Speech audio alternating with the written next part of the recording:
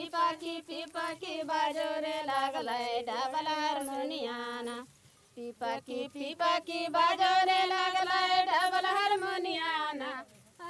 ये खुशी के गीत इन किसान ग्रामीण महिलाओं की बदली जीवन शैली के परिचायक हैं।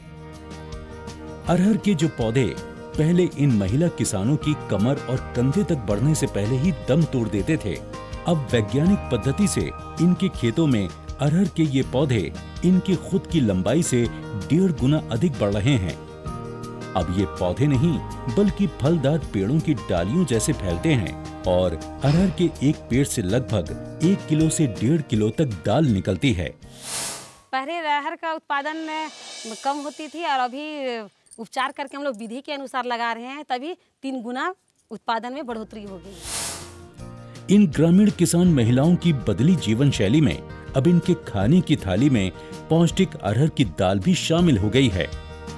लक्की रानी जिस तरह अरहर की वैज्ञानिक खेती करके रोजाना अपनी रसोई में अरहर की दाल बना रही हैं, उसी तरह झारखंड के गरीब ग्रामीणों की थाली में प्रोटीन की सबसे उत्तम स्रोत अरहर की दाल शामिल हो गई है।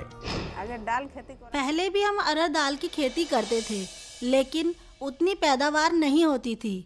फिर हमने JSLPS से ट्रेनिंग ली तो हमारी अरहर की पैदावार 3 गुना हो गई। 2 भाग हमने बेच दिया और 1 भाग खाने के लिए रख लिया। पहले हमारे यहाँ दाल नहीं बनती थी, सब्जी के साथ रोटी चावल खाते थे। अब जब से हमारी दाल की पैदावार बढ़ी है, हम रोज रोटी चावल के साथ दाल भी खाते हैं। दाल पौष्टिक है और उसमें हमें प्रोटीन भी मिलता है, जैसे पुष्टि थके, प्रोटीन थके। जिस तरह लक्की रानी का सामाजिक और आर्थिक जीवन अरहर की वैज्ञानिक खेती ने बदला है, उसी तरह झारखंड के और गांवों की महिलाएं अरहर की उन्नत खेती से अपना जीवन बदल रही हैं। जिस तरह लक्की रानी और दूसरी महिलाएं सखी मंडल से जुड़कर सरकार की महिला किसान सशक्तिकरण परियोजना का लाभ उठा रही हैं, उसी तरह अब आप भी अपने जीवन की तकदीर बदल सकती हैं, क्योंकि सरकार की इस परियोजना के साथ Jharkhand state livelihood promotion society आपके मार्गदर्शन के लिए सदैव आपके साथ खड़ी है। এখানে বসেছি আমাদের আজকে যে প্রশিক্ষণ হচ্ছে এটা কিন্তু আজকে রাহের চাষের জন্য হচ্ছে। अरहर की वैज्ञानिक खेती का सबसे पहला मूल मंत्र है खेत को तैयार करना। अरहर की खेती के लिए उपजाऊ जमीन का चुनाव करें और ध्यान दें जमीन ऊंची हो जहां बरसात के पानी का ठहराव ना हो। अच्छे ढंग से खेत की 2-3 जुताई करें और उसमें से पुरानी फसल की जड़ें, खरपतवार और कंकड़ पत्थर निकाल दें। फिर उसमें सड़ी हुई गोबर की खाद और केचुआ या कंपोस्ट खाद डालकर जुताई कर दें। फिर पाटा चलवाकर खेत को समतल करें जिससे मेड़ बनाने में आसानी हो। मेड़ बनाते समय मेड़ की आपस की दूरी 2 मीटर होनी चाहिए, जिससे अरहर के पौधे को भरपूर फैलने की जगह मिले और उसे हवा, पानी और पोषण बराबर मिल सके। मेड़ की ऊंचाई 6 से 7 इंच की होनी चाहिए। मेड़ को हमेशा ढलान से विपरीत दिशा में बनाएं, जिससे पानी रुक रुक कर खेत से बाहर निकल जाए। अरहर की वैज्ञानिक खेती का दूसरा चरण है बीज का चुनाव और उपचार। मेनका मेहतो उन सफल महिला किसानों में हैं जिन्होंने सखी मंडल की सदस्यता लेकर अरहर की खेती की ट्रेनिंग ली और जैसा उन्होंने ट्रेनिंग में सीखा वैसा ही उन्होंने अपने घर में बुआई से पहले बीज उपचार किया। जिस तरह से बच्चों को बीमारी से बचाने के लिए टीकाकरण करते हैं, उसी तरह से हम अरहर बोने के लिए पहले बीज उपचार करते हैं। रात में अरहर को भिगो देते हैं, सुबह हम लोग बीजामृत से उपचार करते हैं। फिर एक बर्तन में गर्म पानी करके गुड़ डालते हैं, उसमें राइजोबियम मिलाते हैं। उसके बाद अरहर के बीज को उसमें डाल देते हैं। आधा घंटा बाद उसको निकालकर एक सूती कपड़ा में बांधकर छायादार जगह पर सुखाते हैं। जब वो हल्का सूख जाता है तब उसमें PSB और टाइकोडर्मा मिलाकर के सूती कपड़े से बांधकर रख देते हैं। फिर उसे 24 घंटे के लिए रख देते हैं। जब उसमें अंकुरण आ जाता है तब उसे ज़मीन में रोपाई करते हैं। इस तरह बीज उपचार करने से अरहर की खेती में कीड़े नहीं लगते, खेती अच्छी होती है। ये सखी मंडल की सफल किसान महिलाएं हैं जिन्होंने अरहर की खेती के लिए खेत की तैयारी कर ली है और बीज का उपचार भी कर लिया है। ये देखिए, इन्होंने मेड़ पर 1-1 मीटर की दूरी पर गड्ढा बनाया है। हर गड्ढे की मिट्टी में 200 ग्राम ट्राइकोडर्मा मिली हुई गोबर की खाद और घनजीव मृत का 1-1 गोईठा डाला है। इसके बाद सभी गड्ढों में अरहर के 2-2 उपचारित बीज डाले जाते हैं।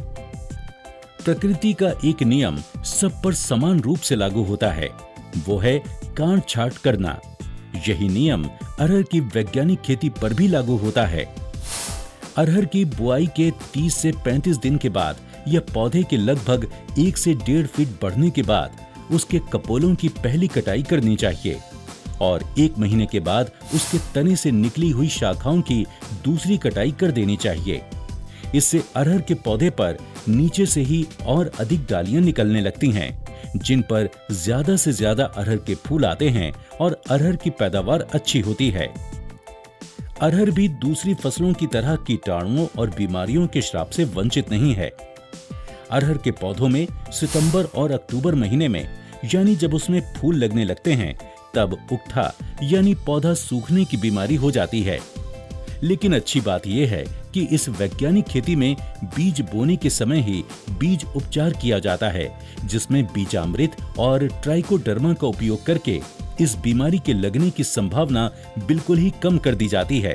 लेकिन अपनी अरहर की फसल को और सुरक्षित करने के लिए हमें समय समय पर जीवामृत का प्रयोग करते रहना चाहिए। जीवामृत रोगाणुनाशक दवा होने के साथ साथ इसमें नाइट्रोजन, फास्फोरस और आयरन जैसे अवयव होते हैं, जिससे पैदावार अच्छी होती है। इसकी सबसे खास बात यह है कि आप इसे अपने घर में ही बना सकते हैं, जैसे ये सखी मंडल की महिलाएं बना रही हैं। हम लोग का ट्रेनिंग मिला कि 5 तरह का पत्ता होना चाहिए और गौ का मूत्र होना चाहिए। 5 लीटर गौमूत्र में 5 लीटर गौमूत्र में 1 किलो करके 1 केजी करके पत्ता चाहिए। 5 तरह का पत्ता चाहिए। वो पत्ता कूट करके और इकट्ठा करके और पहले गौ का मूत्र डालेंगे, उसके बाद पत्ता सब डालेंगे, सब पत्ता डालेंगे, उसके बाद दवा को सिझाएंगे। सिझा करके और हम कोई मतलब अथी में डालेंगे कोई मतलब फसल हो, कोई चीज़ हो, लाहर हो, अगर और कुछ का फसल हो तो उसमें हम डालते हैं, तो उसमें कीड़ा जो लगा रहता है वो नहीं लगता है, मर जाता है। ऐसे ही सखी मंडल की बहनों को नीमा शस्त्र बनाने की ट्रेनिंग दी गई है, जो अरहर के फूल को फल छेदक कीड़े से बचाती है। ये गांव और आसपास मिलने वाली सामग्रियों जैसे नीम का पत्ता, गाय का गोबर एवं गौमूत्र आदि से बनाया जाता है। नीमा शस्त्र के साथ ही अग्नि अस्त्र और ब्रह्मास्त्र बनाने की ट्रेनिंग दी गई है। झारखंड में महिला किसानों की मेहनत रंग लाने लगी है। गांवों में जहां पहले महिलाएं परंपरागत तौर तरीकों से घर में दाल निकालती थीं, अब उसकी जगह मशीनों ने ले ली है, क्योंकि अरहर की पैदावार पहले से 3 गुना अधिक जो होने लगी है। समूह बनाकर काम करने के फायदों को इन महिलाओं से अच्छा भला कौन समझ सकता है। गांवों के दूसरे किसानों से ये अरहर खरीदती हैं और उससे दाल बनाकर पैकिंग करके बेचती हैं। ये इनके हाथ का हुनर और स्वयं का स्वरोजगार है कि आज देश के विभिन्न राज्यों में होने वाले सरस मेलों में इनके दाल की एक अलग पहचान बन गई है। अभी हम लोग जैविक तरीका से करते हैं तो 100 रुपये केजी ही बेच रहे हैं। अभी सरस मेला में ले गए तो 5 क्विंटल ले गए थे, तो उसमें बेनिफिट हुआ। और जाते भी हैं तो ये दाल जो खाते हैं अच्छे है बोल के 10 पैकेट 20 पैकेट ऐसे ले जाते हैं, तो हम लोग को 50 रुपया से मतलब 100 रुपया केजी से कम में मेला में नहीं होती है। आर्थिक आजादी की चमक इन गरीब ग्रामीण महिलाओं की जीवन शैली में साफ झलक रही है। घर घर लोगों के खाने की थाली में प्रोटीन की मात्रा बढ़ी है। इनके घरों में अब खुशहाली ने वास करना शुरू कर दिया है।